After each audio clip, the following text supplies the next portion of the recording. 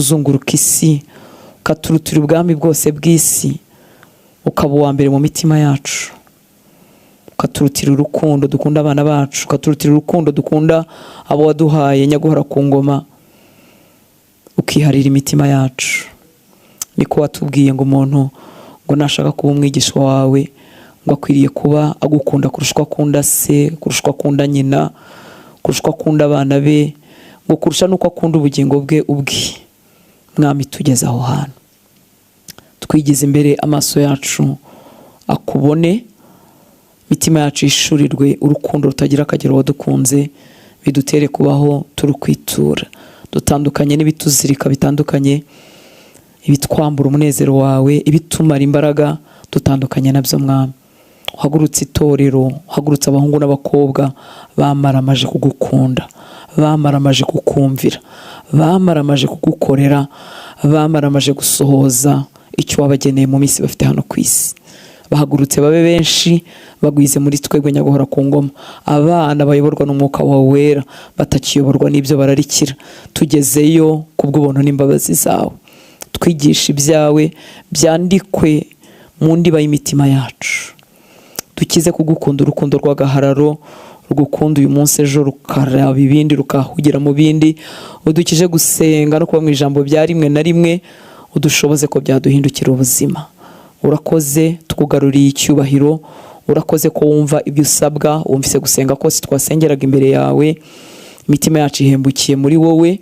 Urakoze ko weguye abera bari barambaraye. Urakoze nyaguhora ku ngoma kubw'ibyo duhera ubuntu tutaraba no gusenga. Tukugaruriye icyubahiro kuko ugikwiriye, kandi tugushimiye ubu buntu duhagazemo bwo kumva amagambo yawe buri munsi. Ni ubuntu nyaguhora ku ngoma, ni amahirwe yo gutaramira imbere yawe. Ujye uturinda kubimenyera. Hari abantu babikunze banabishaka, ariko bagoswe n'inshingano n'imirimo nyaguhora ku ngoma. Twebwe abo uhaye ubu buntu, reka bwe kudupfira ubusa. Uwiteka Mana Nyiringabo, ribe rizima muri bo, wongere buzurwemo n'umunezero w'agakiza. Urakoze, ni mu izina rya Yesu dusenze, amen. Haleluya. Yesu nashimwe cyane. Imana ishimwe ko iduhaye kagoroba ko kuba imbere yayo, nk'uko umukozi w'Imana watuye muri gahunda yabivugaga. Kuwa mbere utaha tuzaba twatangiye amasengesho y'iminsi 3 nk'uko tujya tuyagira kubw'ubuntu bw'Imana buri mpera z'ukwezi. Kuwa mbere tariki 30 tuzayatangira, azaba ari kuwa mbere, kuwa kabiri, kuwa gatatu, hanyuma nyine kuwa gatatu tuzakomereza uko dufite amasengesho yo gusengera igihugu no kwisengera twebwe nk'abanyarwanda. Iminsi 10 y'ukwezi kwa kane kuva ku itariki ya mbere kugeza ku itariki ya 10, turasaba ubuntu bw'Imana n'imbaraga z'Imana ngo zidushoboze. Tuzajya 10 turasaba ubuntu bw'Imana n'imbaraga z'Imana ngo zidushoboze. Tuzajya duterana muri niba ture gusa kuri Zoom muri iyo minsi yo kuva ku itariki ya mbere kugeza ku itariki 10, hanyuma twiriza ubusa dusenga, twihana, twingigira igihugu cyacu. Ndakwinginze, ntabwo wabaye umunyarwanda kubw'impanuka, ntabwo twabihisemo, twahisemo aho tuvukira. Uyu munsi turi abanyarwanda, turabyishimiye, ni ubuntu bw'Imana, ni umugisha. Ariko abitorero, inshingano dufite ni ukwingingira igihugu, ni ugusengera igihugu, ni ukutareba ibyaha bizunguruka ngo tubone nkaho ntacyo bitwaye. Hari igihe ubona bitari kubawe direkte, kumva ntacyo bitwara, ariko biragitwaye. Imana idukangure, duhe imitima ikangutse kugira ngo tumenye ko bitureba. Ibi byaha biri mu mihanda yacu biratureba, izi ngo zisenyuka buri munsi biratureba, kubura imbaraga mu itorero biratureba.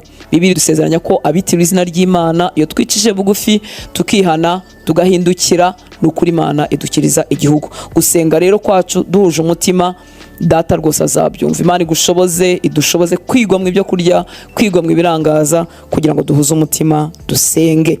Ayo iminsi 3 ko tuyakora, nanone tuba twiriza ubusa kuva mu gitondo kugeza mu mugoroba. Wagira agatege ukarenza n'umugoroba, n'iminsi 3 wayikora.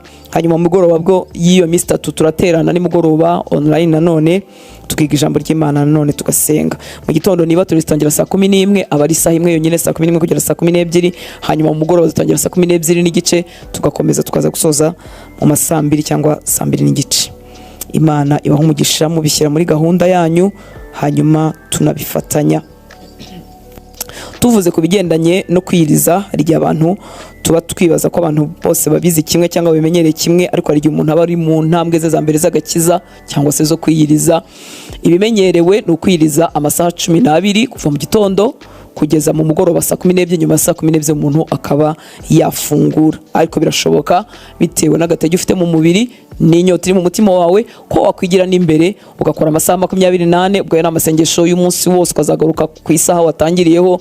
Birashoboka ko wakora iminsi 3. Icyakora njyewe nge inama ko abantu bayakora banywa amazi. Harimo abantu biriza batanywa amazi, ariko uko nge numva nuko wakwiriza ukanywa amazi. Ikindi iyo wakoze ayo ngayo y'amasaha 12, si mu mugoroba ntabwo ukwiriye kurya byinshi cyane bitariye kuva mu gitondo ngo birare bikuremereye mu nda. Siko bikorwa, oya, ahubwo turya ikintu cyoroheje.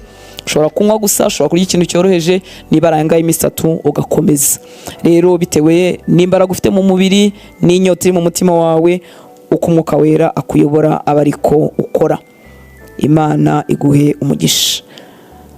Ni byiza ko tubivuga kugira ngo tubifatanye. Ubundi Bibiliya nko tugiye kubibona ibwira abantu ko basenga bakiyiriza baniherereye, ariko ntabwo wakwiherera kandi tugomba kubifatanya tubikangurira abandi. Si ukubyamamaza ko turi bitangaza tuzi gusenga, ahubwo turabikeneye, dukeneye guhuza uwo mutima tugasenga. Reka n'ubundi tuganire ku bimeze nk'ibyo. Luka igice cya 4 turasoma umurongo wa 1 n'uwa 2, twongeye dusome 14 na 15. Ubutumwa bwiza bwanditswe na Luka igice cya 4 umurongo wa 1 kugeza ku wa 2. Turaba tuvuga n'ubundi gusenga, kwiriza ubusa no kuyoboza Imana inzira.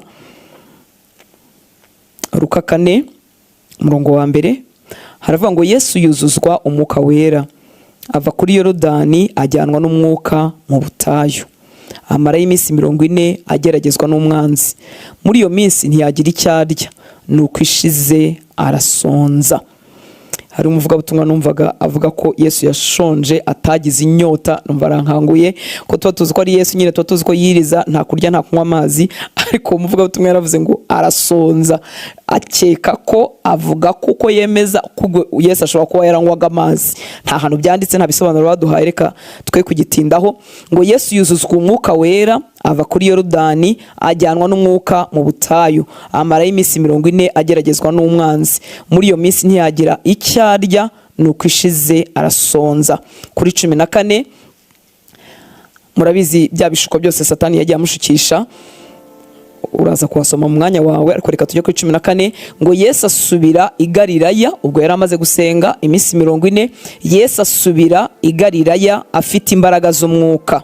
Inkuru ye yamamara mu bihugu byose bihereranye naho, yigishiriza mu masinagogi yabo, bose baramuhimbaza.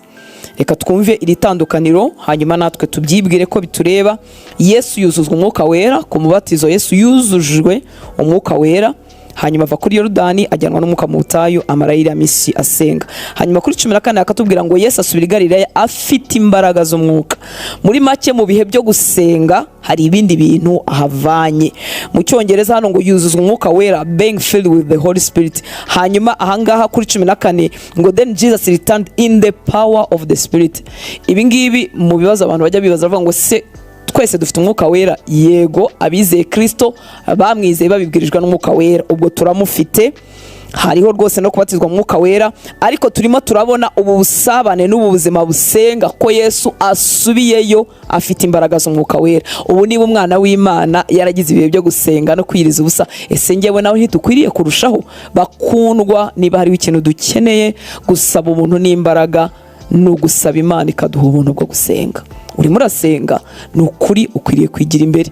Ese nturimo gusenga, ni ukuri ukwiriye kubitangira. Imana iduha ubuntu n'imbaraga. Mureke tubyingingire Imana, tubinyoterwe, tubisabe, tunabiharanire, kuko iyo tutabiharaniye turabitangira ejo tukabivamo. Ariko urasabwa, ndasabwa kubiharanira. Ngo Yesu asubira i Galilaya afite imbaraga z'Umwuka. Aragenda ashobozwa gukora ibyo data yaramusabye gukora. Ngo inkuru ye yamamara ibihugu byose bihereranye naho, yigishiriza mu masinagogi yabo, bose baramuhimbaza. Akora umurimo wamuzanye, avuye mu gusenga yuzuye imbaraga. Uyu Yesu niwe utubwira muri Yohana 14:12 ngo tuzakora ibirenze ibyo yakoze ngo kuko wajya kwa data. Ngo nukuri Yohana 14:12 ngo nukuri ndababwira yuko unyizera imirimo nkora nawe azayikora, ndetse azakora niyiruta, kuko njya kwa data. Uyu munsi rero turimo twitegura kwinjira muri ya minsi yo gusenga. Ndagira ngo we nanjye twibukiranye ngo kuko unyizera imirimo nkora nawe azayikora ndetse azakora n'iyiruta. Imirimo Yesu yakoze yatangiriye mu gusenga no kwiyiriza. Ubwo njyewe nawe rero turasabwa natwe gutangira aho yahereye. Biratureba, biradukwiriye, ntubyigizeyo, ntiwibonere impamvu. Data duha ubuntu n'imbaraga. Haleluya. Agiye gukora umurimo Data yamuhamagariye, umurimo ukomeye, umurimo w'igitangaza, ariko awutangiriye mu kwiherera, awutangiriye mu mwiherero, mu gusenga no kwiyiriza ubusa. Niba turimo duhamagarirwa gukora ibyo Kristo yakoze, dukwiriye kwifuza, kunyoterwa, guharanira kubaho nk'uko yabayeho. Imirimo yose Yesu yakoze yatangiriye mu kwiyiriza no kwihererana na se asenga. Niba dushaka rero gukora ibyo yakoze, niduhera aho yahereye, hanyuma dukomereza aho yakomereje. Imana iduha ubuntu n'imbaraga. Yagwije imbaraga z'umwuka, akoreshwa ibyose yashakaga byose. Yagwije imbaraga zo kumvira no kuganduka kugeza mu rupfu.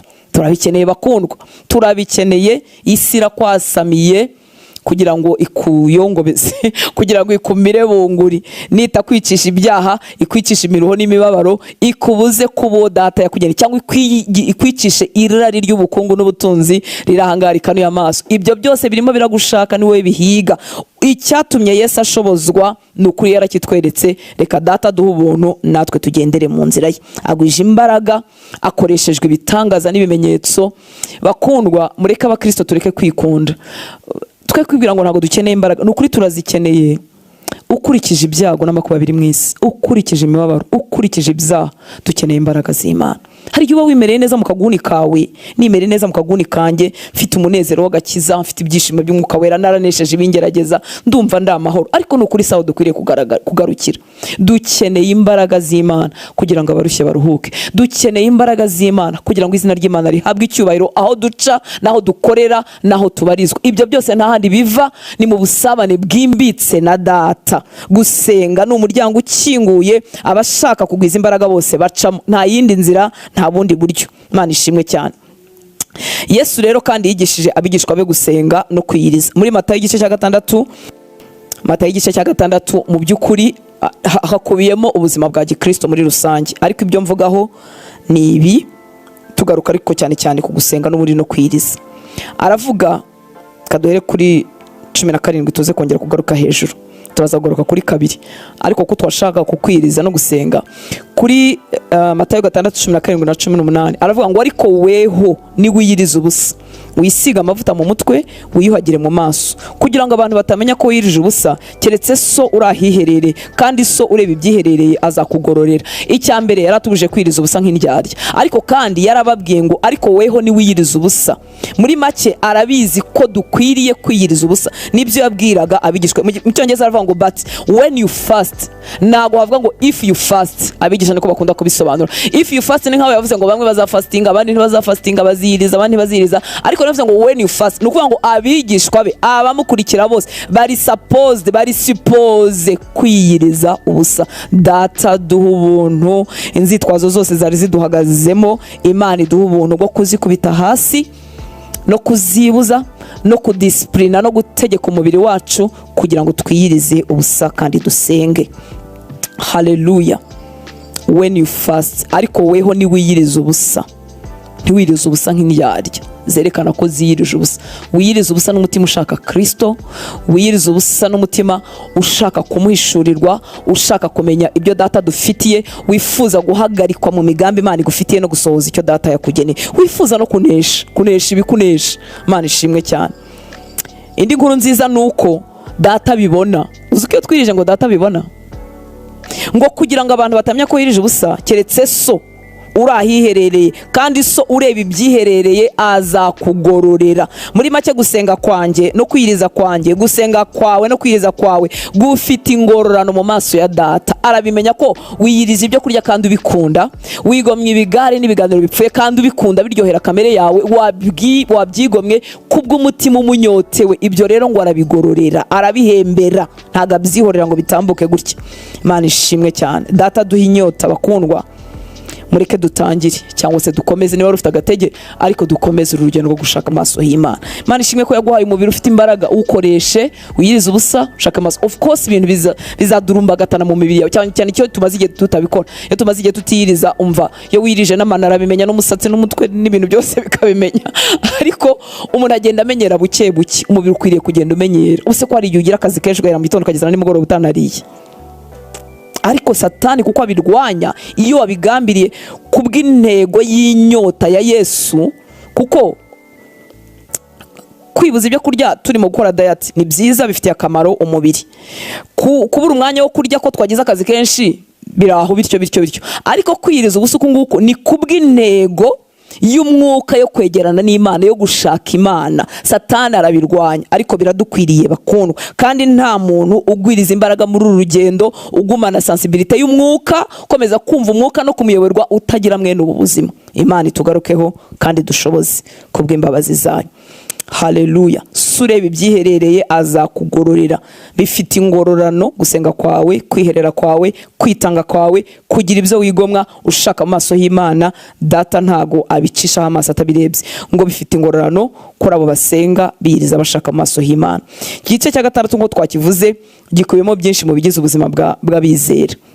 Umurongo wa 2 waho uravuga ngo ahubwo nugira ubuntu ntukavuze ihembe imbere yawe nk'uko indyarya zigera mu masinagogi no mu nzira ngo bashimwe n'abantu. Ndababwira ukuri yuko bamaze kugororerwa ingororano zabo. Ahubwo woweho nugira ubuntu, kuboko kwawe kw'ibumoso kwe kumenya icyo kw'iburyo gukora. Ahubwo ugira ubuntu bwawe wiherereye, nuko sureba ibyiherereye azakugororera. Nimusenga ntimukamere nk'indyarya, kuko bakunda gusenga bahagaze mu masinagogi no mu nzira ngo abantu babarebe. Ndababwira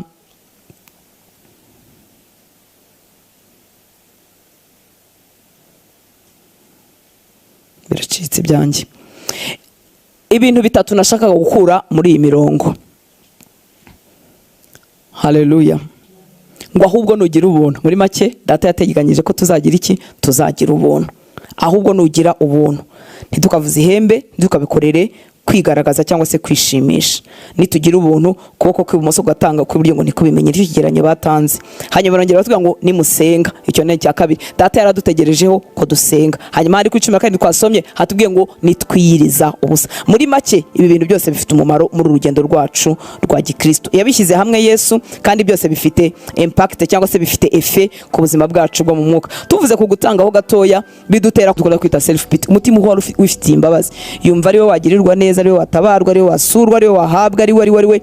Rero gutanga bidutera kurenga aho hantu, tugatangira kwita no ku bandi. Mwibuka ko Yesu yaduhaye umukoro, aratubwira ngo ubwo yatanze ubugingo bwe ku bwacu, natwe kidukwiriye nuko twatanga ubugingo bwacu ku bw'abandi. Hanyuma kugusenga bituma tunesha kandi ntitugwe mu moshya.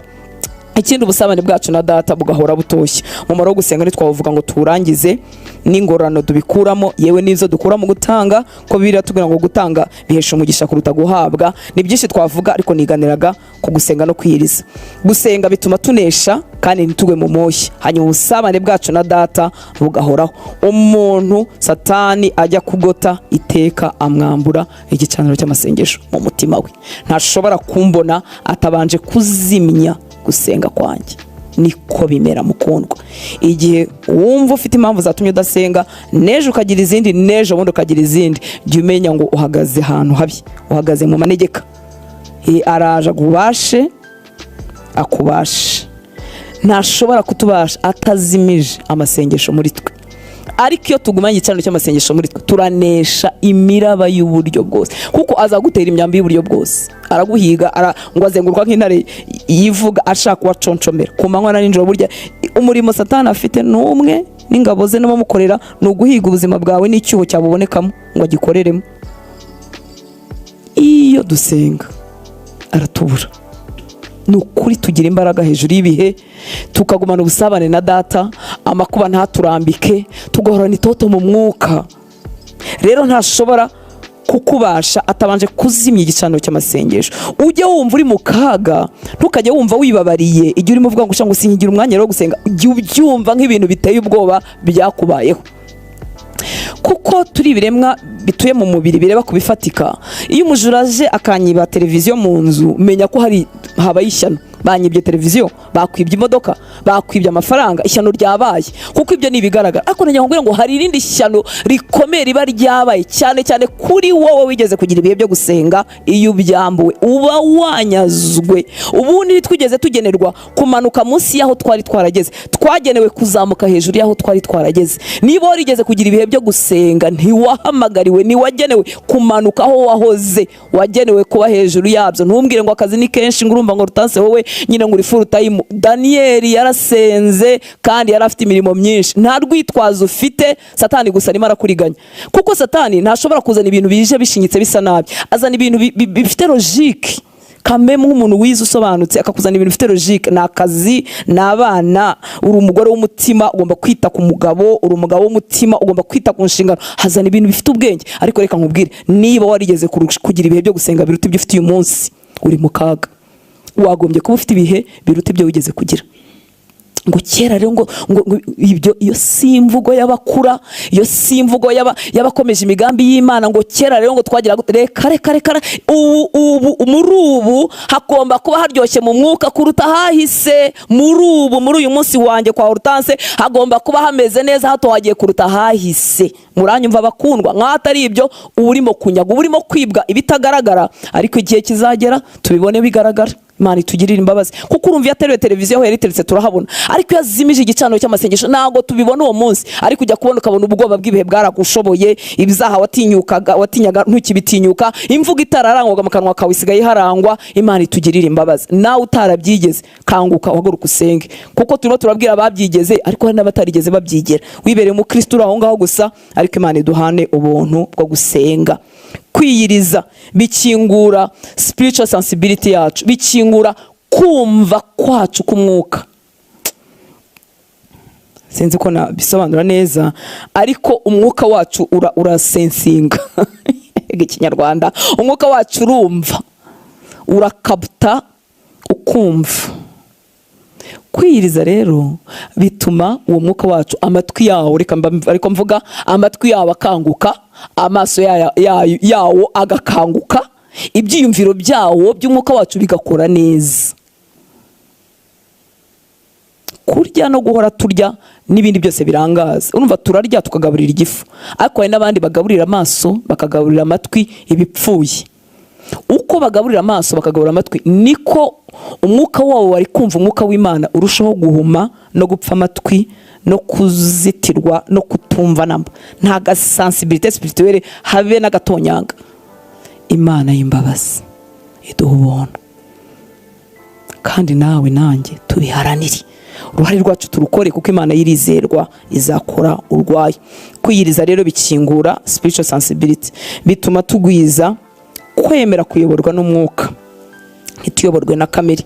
Hanyuma ugusigwa kwa mwuka kukatubaho, kandi biradufasha mu kurwanya kamere n'iby'imibiri yacu irarikira. Mukundwa, muri iyi si icuza umwijima, muri iyi si Satani arimo akorana umwete mwinshi, ngo kuko azi ko asigaranye igihe gito. Muri iyi si aho ijambo ry'Imana ryatubwiye ngo yewe uhagaze we, niwirinde utagwa. Dukeneye kwiyiriza no gusenga. Imitego iratugose kuruta uko tubizi. Satani aragucunga. Uzi ko Satani n'ingabo ze ntacyo byamutwara kumara iruhande rwa imyaka 20 agutegereje. Twebwe turi abantu bahutihuti, tuba dushaka ibintu papa biboneke.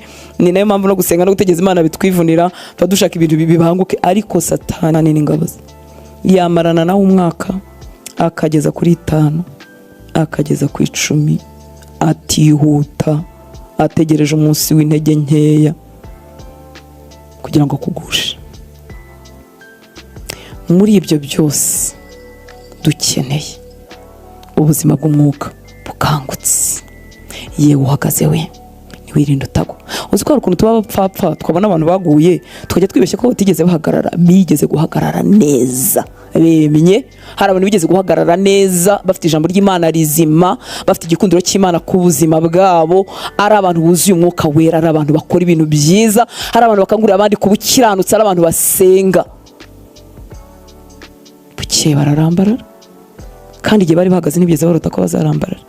Bari beza, bari batubereye beza, ari ibyitegerezo byiza. So wowe urinde, uri iki, wambaye iki, ukoze mu ki.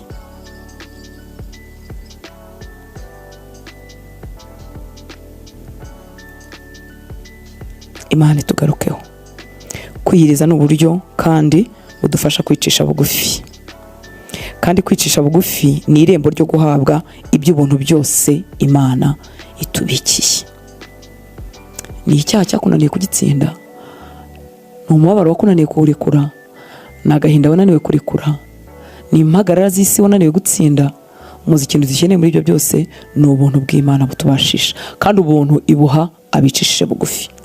Kwiyiriza ubusa rero ni bumwe mu buryo budufasha kwicisha bugufi, kuko tubona cyane cyane mu isezerano rya kera iteka Imana yarabasabaga ngo bicishe bugufi, biyirize ubusa, bicishe bugufi, basaba Imana imbabazi, bayicumuyeho, bayoboza Imana inzira se. Ni uburyo Imana yaduhaye imbabazi bwo kwicisha bugufi. Muribuka Ninive igihe yendaga kurimbuka, Yona yayitumweho. Yona kuko Ninive yari abanzi babo politike, ananirwa kujyayo nyine, kandi nyavuga ngo muri twebwe n'abandi bananirwa kujya ahantu. Igihe numva amasengesho y'abarokore bamwe, atari bose, ariko ugasanga umurokora arasengana guhengama. Muri make ntazi ko Abarundi ari abana b'Imana, ntazi ko Abanyarwanda ari abantu b'Imana, ntazi ko Abanyekongo ari abantu b'Imana, ntazi ko Abaganda ari abantu b'Imana. Niko turi Abanyarwanda. Hano hirya ni muri Kongo, hano hepfo ni Burundi, haruguru ni Uganda, hirya ni muri Tanzania, bafite ibihugu byabo, ariko bakijijwe. Ukumva umurokore arasengana kubogama, noneho kagira ngo hakurya mu kindi gihugu nta bakristo babayo, nta bana, mbese Imana bo ntibashaka. Hayi, mbega kugarukira bugufi. Nitugera mu ijuru tuzaba turi abantu b'amoko yose n'indimi zose, bakuwe mu mahanga yose. Yesu nashimwe cyane. Kwiyiriza ni uburyo budufasha kwicisha bugufi, kandi kwicisha bugufi ni irembo ryo guhabwa iby'ubuntu byose Imana itanga, ibyo tubikiwe muri Kristo, tukarenga aho ngaho twari tunaniwe kurenga. Ibyadutsindaga tukabitsinda. Ni umubabaro ugahabwa ubuntu, utsinda umubabaro. Ni ukunanirwa kubabarira, ugahabwa ubuntu bwahesheje abandi kubasha kubabarira abahemukiye, nawe ukabuhabwa. Ni agahinda, ni umugozi runaka, ugahabwa ubuntu. Erega ahantu hose dukeneye ubuntu bwo kudushoboza ibi bintu. Hanyuma kwicisha bugufi rero butuma Imana iduhera ubuntu, tukarenga aho duheze. Mu rwandiko rwa mbere rwa Petero igice cya 5:6 tugeze ku 9, ngo nuko mwicishe bugufi. Rwandiko rwa mbere rwa Petero 5 kuva kuri 6, nuko mwicishe bugufi muri munsi y'ukuboko gukomeye kw'Imana, kugira ngo ibashyire hejuru mu gihe gikwiriye. Dukeneye ko Imana idushyira hejuru, ariko izadushyira hejuru twicishije bugufi. Ngo nuko mwicishe bugufi muri munsi y'ukuboko gukomeye kw'Imana, kugira ngo ibashyire hejuru mu gihe gikwiriye. Burya gutabarwa kose ku kintu icyo ari cyo cyose, kigaragara n'ikitagaragara, ni ko Imana ibitugiriye neza ikadushyira hejuru. Ngo muyikoreze amaganya yanyu yose, kuko yita kuri mwe. Nanejejwe n'uburyo ibintu babikurikiranyije. Mwicishe bugufi muri munsi y'ukuboko gukomeye kw'Imana, kugira ngo ibashyire hejuru mu gihe gikwiriye. Muyikoreze amaganya yanyu yose, kuko yita kuri mwe. Iyo udahawe ubuntu ukuye mu guca bugufi, nta nubwo ubasha kurekurira Imana amaganya yawe, urayagumana, ukajya umera nk'uwayahaye ukayagumana. Ariko tujya tugira ubuntu budushoboza kumurekurira, natwe tukoroherwa, tukaba amahoro. Ngo mwirinde ibisindisha, mube maso, kuko umurezi wanyu Satani azerera nk'intare yivuga, ashaka uwo aconshomera. Mumurwanye mushikamye, kandi mufite kwizera gukomeye, muzi yuko bene data bari mu isi muhuje imibabaro. Uko twicisha bugufi, Data azaduha ubuntu bwo gushobora ibyatunaniye. Haleluya. Uko tunesha kandi niko tuzarekera kuyoborwa na kamere, hanyuma umwuka tukamwumva, akatuganza, akatuyobora. Imana ibahe umugisha. Ndimo ndakubwira, nanjye nibwira, dukangurana bera. Ndakwinginze ntubyihorere. Kurwanywa mu mubiri uzarwanywa, ibikubuza gusenga bizaboneka, ariko nukomeza kwigira imbere ukitanga, igihe kizagera ibyakubashaga ntibyongere kukubasha. Iyo twigiye imbere ni koko tugira ibishuko byaho tugeze, ariko hari ibintu turenga, hari ibintu Satani abazi ko ibyo nta kibikuzaniye, aho rwose warahatsinze, waraharenze.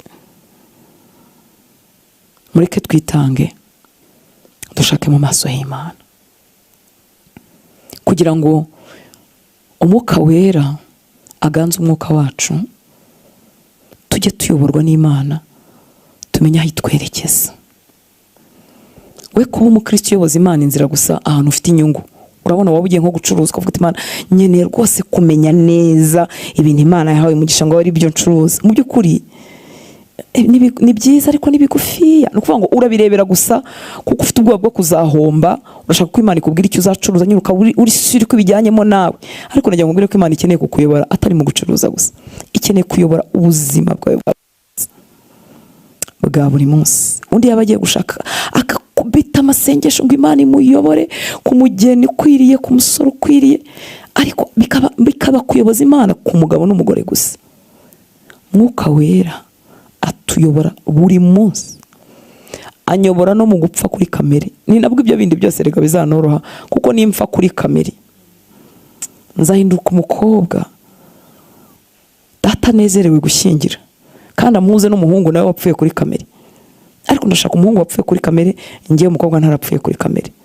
Umuhungu nawe agashaka umukobwa wapfuye kuri kamere ngo umwana mwiza w'umukristo mwiza kandi watari mwiza.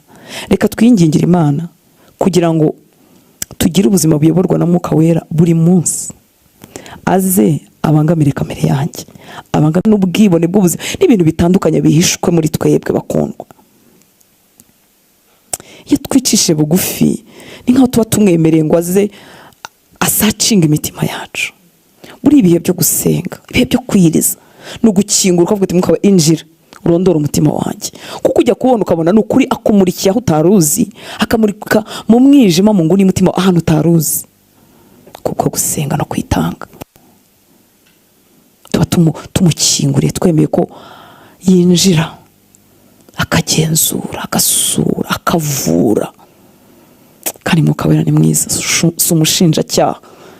Atandukanye n'abantu njye nshobora kuza nkubwira ko uri umwibone ariko singuhe umuti wo gukira ubwibone. Ariko Mwuka wera araza akanyereka ubwibone bwanjye, akanyereka n'uburyo mbukira, akanyereka uburyo nahakira, akanyereka amaganya anyuzuye, akanyereka n'uburyo yayantwaza akamvaho.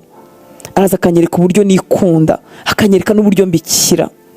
Araza akanyereka uburyo niyuzuye, akanyereka n'uburyo yanyuzuza Kristo. Ntabwo Mwuka wera ari umushinjacyaha. Ariko itange, ishyira Imana, mureke twishyira Imana mu bihe byo gusenga no kwiyiriza ubusa. Twishyira Imana, wishyira Imana ukura amaso yawe ko bitagira umumaro. Wishyira Imana utamarira umwanya wawe mu bibazo by'iyi si.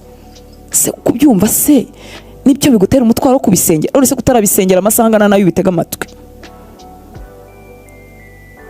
Reka twishyira Imana, twigomwe iby'amaso yacu areba, twigomwe iby'amatwi yacu atindamo, twigomwe ibitagira umumaro.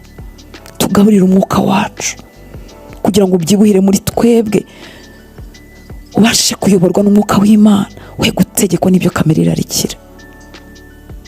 Twishyira Imana, twishyira Imana, nishaka yisuka imbaraga zayo isange turahari bakundwa.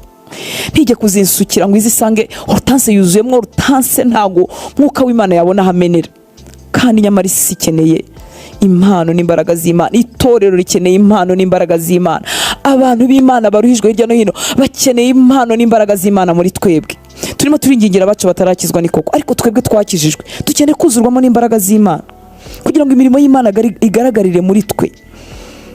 Hari abantu bazakizwa kuko wazanye ubuhanuzi bw'ukuri, hari abantu bazakizwa kuko weza imbuto zikwiriye, hari abantu bazakizwa kuko wavuze ubutumwa bwiza buherekejwe n'imbaraga z'Imana, hari abantu bazakizwa kuko wagize kurondora uhawe na Mwuka, hari abantu bazakizwa kuko ubwiza bw'Imana bukuzuye, igitinyiro cy'Imana kikuzuye, wagera ahantu abantu bakagira amahoro, bakagira imbaraga, bakagana Imana yawe. Ibyo byose Imana irabisuka hehe kuri buzi gasanga ndiyuzuye n'ibyanjye byose n'utuntu n'utundi. Ariko nitwitanga mu gusenga no kwiyiriza ubusa, tuzacisha bugufi kamere yacu, maze Imana iduhera ubuntu byo tubikiwe muri Kristo. Saba Imana ubuntu n'imbaraga zo kubashishwa. Izo gahunda tuvuze zo gusenga kuva ku wa mbere nizo duhuriraho twese muri rusange, ariko Mwuka wera anakongorera ikindi cyawe, ibihe byawe byo gusenga. bihe byawe byo kwegerana n'Imana, yakongorera ibyo tutavuze nyamara wowe ukeneye kwigomwa. Bya bindi byose ngo bamwe bavuga ko byose tubyemerewe ariko siko byose bitugirira umumaro. Ibintu wemerewe rwose ariko bitakugirira umumaro, bitakungura mu mwuka wawe, ahubwo bikamura n'agatege gake kari gatangiye kujyamo. Data, turagushimiye ubuntu bwawe nanone uyu mugoroba ku buzima bwacu. Urimo urakangura itorero, urimo uradukangura twebwe abera abitiriwe izina ryawe, urimo uraduhamagarira kukwegera, uraduhamagarira Mwami w'abami kuva mu birangaza, uraduhamagarira kukwegera twihana duca bugufi kugira ngo iminsi yo guhembuka itugereho. Tugusabye ubuntu n'imbaraga, tugambiriye kuzasenga no kwiyiriza iriya minsi 3 ndetse n'iminsi 10 ikurikiraho dusengera igihugu cyacu n'ubwoko bwacu bw'Abanyarwanda. Tugusabye ubuntu n'imbaraga, tugusabye umutima ukumva kugira ngo wakire umutwaro wawe. Duha amaso yawe uri mureba na kino gihugu, uko ukibona bariko tukibona, uko ubona aba bagabo, uko ubona aba bagore, uko ubona aba basore n'inkumi b'Abanyarwanda abariko tubabona. Duha amaso Mwami areba abagabo twashakanye nk'uko bareba, areba abagore twashakanye nk'uko wo babona, areba abana bacu nk'uko wo babona, areba itoro ry'u Rwanda nk'uko uri muribona, maze agahinda kari ku mutima wawe gahinduka kacu. Mwami, dusenga dufite umutwaro, duha umutwaro wawe turakwinginze kugira ngo tudasenga by'agahararo ejo tukabitereka hasi. Tugusabye umutima wawe Kristo, duha umutima wawe turakwinginze, duha imirebere yawe, duha imyumvire yawe, duha imikorere yawe, twuzuze mu ibyawe kugira ngo twe kuba abakristo bahora ari abana ari banyamwigendaho. Duhe gutanga ubugingo bwacu kubw'abandi, duhe gukunda abanyabyaha bacu nk'uko bakunda. Bamwe tukajugunya abagabo, tukajugunya abagore, tukajugunya abana, tukajugunya ababyeyi, tukajugunya abavandimwe batunaniye batubereye ibirumbo, imitima yacu ikabarekura ikabazinukwa. Duha umutima wawe Kristo, wowe ufitiye imbabazi abanyabyaha, wifuza ko bamenya ukuri kugira ngo hatagira n'umurimbuka. Duha umutima wawe Mwami. Abagore bakijijwe, umutima wawe ku bagabo babo, abagabo bakijijwe, umutima wawe ku bagore babo.